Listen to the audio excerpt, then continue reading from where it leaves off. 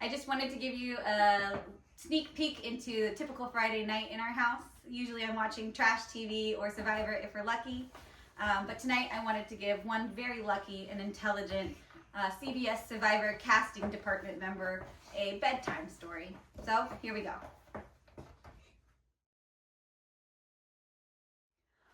Once upon a time, there was a beautiful girl born in Albuquerque, New Mexico. She was the youngest of three beautiful girls, and her parents were very happy. She had a blood disorder, and she had to have a lot of blood transfusions, but ultimately she was a happy and healthy girl. And the family then moved to Northern Virginia, where the girls rode their bikes until the lights came on and played in the creek and had a great childhood, except for one time when their cars burned down. But luckily their dad rushed out and hosed down the garage and saved their house from burning down. But their mom accidentally called 411 instead of 911. True story. But other than that, they had a great childhood. And then the girl went on to Virginia Tech to study communication and film.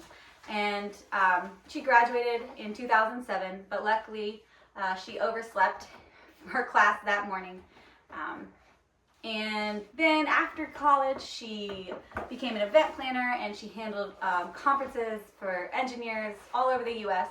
And she married the love of her life, and she had three beautiful daughters, and they were raising them to be smart and kind and funny and compassionate and strong women who made sure to love everyone and respect everybody. And they had a great life. And she quit drinking, and she then started her own event planning company, and she became a wedding officiant, and they were just loving life. But she really wanted a big adventure, so she applied to Survivor, and nobody ever called her back. And then in August 2025, one amazingly good-looking and intelligent CBS Survivor casting department member saw her audition tape and was like, "That's it, holy meatball buckets, that is the girl we are looking for." And they called her the next day and they cast her for Survivor 51 or 52. The girl wasn't picky. And she got on Survivor, and she stole America's heart with her very quick wit and her humor and her sarcasm and her open ability to talk to people. And she won over her tribe, and ultimately she won Survivor, and she became like the second 40-plus-year-old woman to win Survivor, and one of the few moms who won Survivor.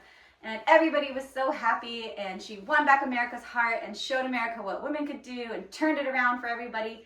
And the casting department member who had picked her got a promotion and a raise, and everybody lived happily ever after. The end. Are you looking for someone who loves fantasy reading, who pretends they're fine and passive-aggressively loads the dishwasher?